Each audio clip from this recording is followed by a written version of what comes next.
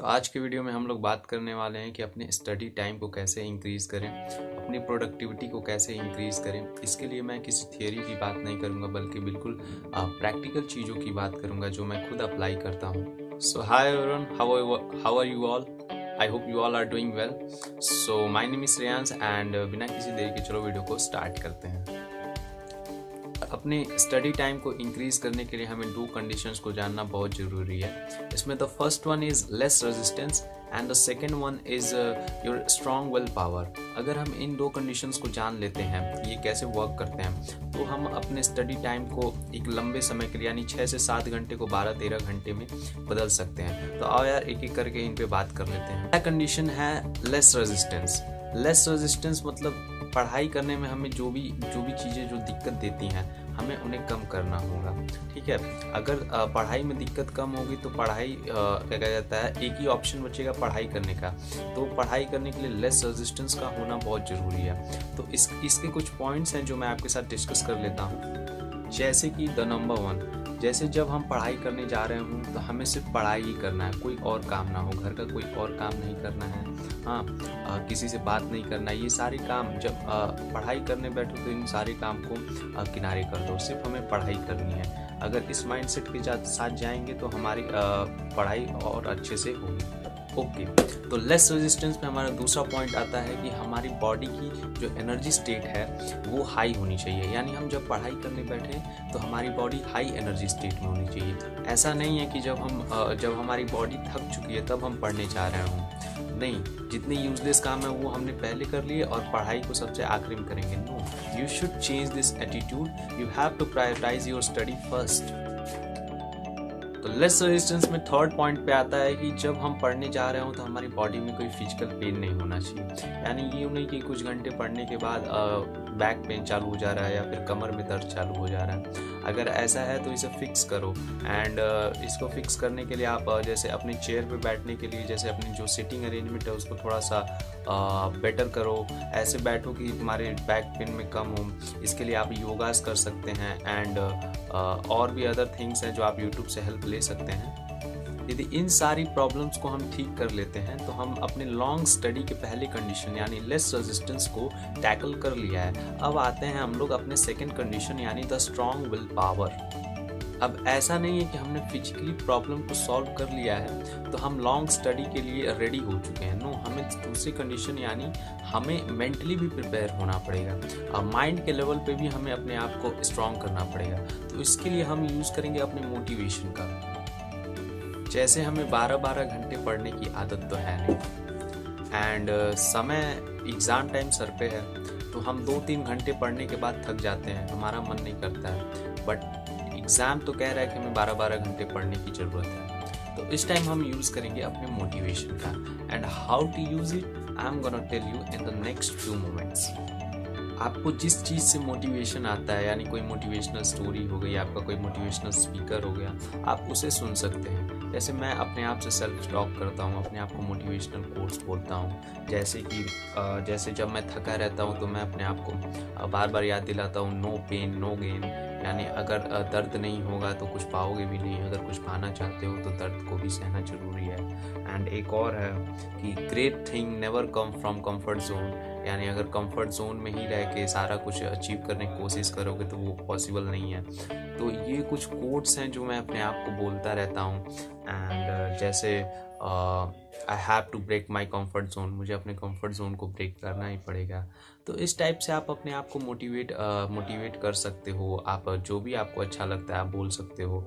ये तो कुछ मैंने अपने एग्जाम्पल बताए एंड ऐसे करके आप अपने लिए भी कुछ कोट्स लिख सकते हो। एंड आपको जिस चीज़ से भी मोटिवेशन मिलती है अपने गोल्स को याद कर सकते हो कि किसके लिए मुझे अपने घर के लिए कुछ करना है या फिर किसी और के लिए मुझे बोर्ड्स में इतने नंबर लाने हैं या फिर मुझे किसी को प्रूव करना है, मुझे किसी को दिखाना है इतना नंबर मुझे लाना ही है। तो इस टाइप के आप क्या कहता है जो टॉक्स हैं वो अपने आप से कर सकते हैं। समझ आ गया कि स्टडी के लिए 2 कंडीशंस का सेटिस्फाई होना जरूरी है। लेकिन हम इनका डेली लाइफ में यूज़ कैसे करेंगे? हम अपने स्टडी टाइम को इंक्रीज करने के लिए इनका कैसे यूज़ करेंगे? हम कैसे जानेंगे कि कब हमारा लेस रेजिस्टेंस वाला फेज चल रहा है एंड कब हमें स्ट्रॉन्ग विल पावर की ज़रूरत है? तो यार इसके लिए मेरे कुछ हैक्स हैं जो मैं यूज़ करता हूँ अपने इन फेजेस को जानने के लिए, और इनके अकॉर्डिंग मैं अपने डेली टाइम टेबल को प्लान करता हूँ कि कब मुझे क्या करना है। तो उसको भी अभी जान लेते हैं। तो यार सबसे पहले हम अपने एनर्जी का और थकान का अपने डेली लाइफ के साथ ग्राफ बनाएंगे, जैसे कि मैंने अपने लिए बनाया है। जैसे यहाँ पे हम 6 AM पे जब मैं सुबह उठता हूँ तो मेरी यहाँ पे देखो रेड कलर से मैंने थकान को प्लॉट किया है एंड ब्लू कलर से मैंने एनर्जी को प्लॉट किया है। तो यार इस ग्राफ से मुझे बहुत अच्छे से पता चल जाता है कि कब मुझे किस चीज़ की ज़रूरत है। तो देखो जब मैं सुबह उठता हूँ यानी 6 AM पे, तो मेरी एनर्जी जो होती है वो मैक्सिमम एनर्जी की यानी जो हाफ मैक्स होती है उससे थोड़ी सी ज़्यादा होती है, यानी करीब 60% के करीब में होती है। फिर 8 बजते बजते ये एक सडनली ड्रॉप आता है, क्योंकि रात का ही भोजन किया रहता हूँ, तो फिर वो ड्रॉप आता है धीरे धीरे।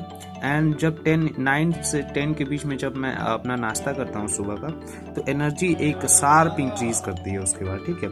फिर एनर्जी कांस्टेंट बनी रहती है कुछ 2-3 घंटे के लिए। फिर उसके बाद 12-1 बजे के करीब भूख लगनी चालू होती है, तो एनर्जी डिक्रीज करनी चालू होती है। फिर उसके बाद जैसे दोपहर का 2 से 3 के बीच में नाश्ता कर लेता हूँ, अपना लंच करता हूँ, तो फिर एनर्जी फिर से शार्पली इंक्रीज करती है। एंड फिर उसके बाद थोड़ी सी कांस्टेंट बनी रहती है 4-5 बजे तक। फिर ये जो शाम का समय होता है जब हमें कुछ भूख लगता है, कुछ खाने पीने को मन करता है, तो उस टाइम पे एनर्जी डिक्रीज कर रही होती है, बहुत तेज से डिक्रीज करती है एंड लगभग 10-20% पे आ जाती है। फिर जब हम रात का भोजन करते हैं 8 से 9 के करीब में, तो उस टाइम पे हमारी एनर्जी सडनली इंक्रीज होती है एंड फिर 10-11 बजे तक जैसे कांस्टेंट बनी रहती है। फिर 12 बजे के बाद थोड़ी डिक्रीज होती है एंड यहाँ से मेरा दिन, फिर मैं सोने चला जाता हूँ, तो यहाँ तक मेरा क्या कहा जाता है जैसे फिर उसके बाद ये कांस्टेंट यहाँ से चालू हो जाता है। तो ये था यार एनर्जी का डायग्राम, ठीक है। फिर इसी के साइमल्टेनियसली हम अपने थकान को भी प्लॉट करते हैं। तो यार अब हम अपने थकान वाले ग्राफ को प्लॉट करते हैं, जिसे मैंने रेड में बनाया है। जैसे जब हम सुबह सुबह उठते हैं तो उठने में बहुत ज़्यादा प्रॉब्लम होती है, यानी उस टाइम पे थकान बहुत हाई रहती है। लेकिन जैसे ही एक बार उठ जाते हैं तो थकान जो है सडनली ड्रॉप करती है एंड उसके बाद थकान नहीं रहती है। लेकिन फिर 1-2 घंटे बाद थकान अपने आप शार्पली इंक्रीज करती है। और इस टाइम जब हम नहाने वगैरह जाते हैं तो उस टाइम के बाद क्या होता है कि जब नहा लेते हैं तो उस टाइम भी थकान शार्पली डिक्रीज करती है। फिर उसके बाद थकान 3-4 घंटे के लिए नहीं रहती है। फिर थकान बढ़ती है 2 बजे के करीब में, जब हम भोजन वगैरह कर लेते हैं, तो उस टाइम पे क्या होता है कि हमारी जो थकान होती है वो शार्पली इंक्रीज करती है और इस समय हमें नींद वगैरह आ रही होती है। फिर उसके बाद क्या होता है कि जैसे फिर जब हम भोजन कर लेते हैं तो थकान थोड़ी सी डिक्रीज करती है एंड फिर उसके बाद क्या होता है कि लेकिन अभी भी थकान बनी रहती है, यानी करीब 60-70% तो रहती है, क्योंकि सुबह से काम कर रहे हैं तो थकान बनी ही रहती है। फिर उसके बाद ये कॉन्स्टेंटली बनी रहती है, क्योंकि क्या कहा जाता है जैसे जैसे शाम होती है ये थकान बनी रहती है, ये नहीं जाती है। फिर ये कम होती है कब, जब हम रात का भोजन करते हैं, तो उसके बाद थोड़ा सा थकान क्या होती है, कम होती है। और ये डिपेंड करता है क्योंकि आपकी डेली एक्टिविटी कैसी है। ये मेरे साथ ऐसा होता था, ठीक है। फिर उसके बाद क्या होती थी कि ऐसे कांस्टेंट 40% पे बनी रहती थी, फिर ऐसे जब मैं सोने चला जाता था फिर सुबह मुझे बहुत ज़्यादा थकान होती थी। तो ये साइकिल है यार, ये एक ग्राफ आपको प्लॉट करना पड़ेगा अपने फेजेस को पहचानने के लिए, ठीक है। अब मैं बताता हूँ कि कैसे मैं अपने फेजेस को पहचानता था। जैसे फॉर एग्जाम्पल, जैसे ये जो सुबह का 10 बजे से 2 बजे का ग्राफ है, तो इसमें क्या है कि इसमें हमारी एनर्जी हाई है एंड थकान भी कम है, यानी इस टाइम पे हमारे जो दोनों कंडीशंस हैं वो फेवर कर रहे हैं, ठीक है। Less resistance and high will power दोनों हमें पढ़ाई के लिए फेवर कर रहे हैं, तो इस टाइम पे हमारी पढ़ाई स्मूथली हो जाएगी। लेकिन फिर एक फेज आता है यहाँ पे 4 बजे से 8 बजे वाला फेज, 4 से 8 ये शाम का समय होता है, जब हमें क्या कहा जाता है थकान, क्योंकि सुबह से हम पढ़ रहे होते हैं तो क्या कहा जाता है इस टाइम हमें थकान एक 60-70% पे होती है और हमारी एनर्जी भी डिक्रीज कर रही होती है, यानी दोनों फैक्टर हमें क्या कहा जाता है रोक रहे होते हैं पढ़ाई करने से।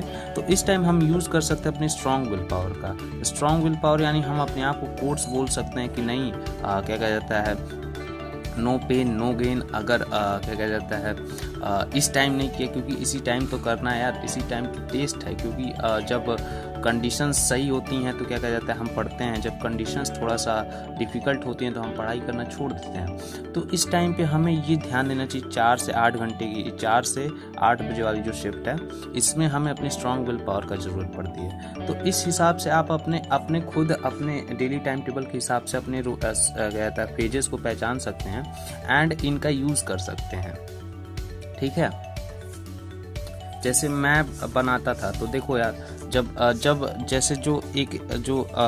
दोनों कंडीशंस फेवर कर रहे होते थे मुझे, तो उस टाइम पे मैं क्या करता था, सेल्फ स्टडी करता हूँ। सेल्फ स्टडी इट मीन्स कि मैं खुद से पढ़ता हूँ, ठीक है, क्योंकि उस समय एनर्जी हाई है, थकान भी कम है। बट जब मेरा ऐसा लो फेज़ आता है, यानी दोनों कंडीशंस नॉन फेवर कर रहे होते हैं, तो उस समय मैं अपने एजुकेटर के साथ पढ़ता हूँ, क्योंकि उसमें क्या होता है कि मैं सिर्फ एजुकेटर से थियरी पढ़ता हूँ एंड मतलब उनसे हेल्प होती है तो थोड़ा मन भी लगा रहता है। ठीक है, तो उस टाइम पे आप लेक्चर्स देख सकते हो, क्या कहा जाता है, जब ये वाली क्रिटिकल फेज है। ठीक है, बट जब ये दोनों कंडीशंस फेवर कर रहे हैं तो उस टाइम अपनी सेल्फ स्टडी करो, अपनी प्रैक्टिस करो, तो ऐसे क्या कहा जाता है आप अपनी प्रोडक्टिविटी को इंक्रीज कर सकते हो।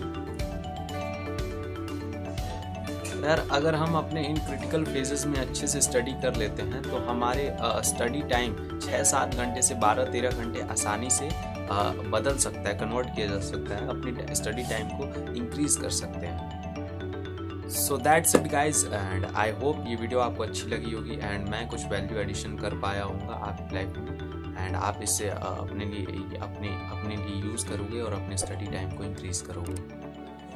यार वीडियो को लाइक एंड डिसलाइक अपनी इच्छा अनुसार कर देना एंड कमेंट्स जरूर करना, जैसा भी हो कमेंट्स, हाय हेलो कुछ भी आपको अप्रिशिएट करना है अप्रिशिएट कर देना, कोई सजेशन हो सजेशन भी दे देना एंड चैनल को सब्सक्राइब जरूर कर देना।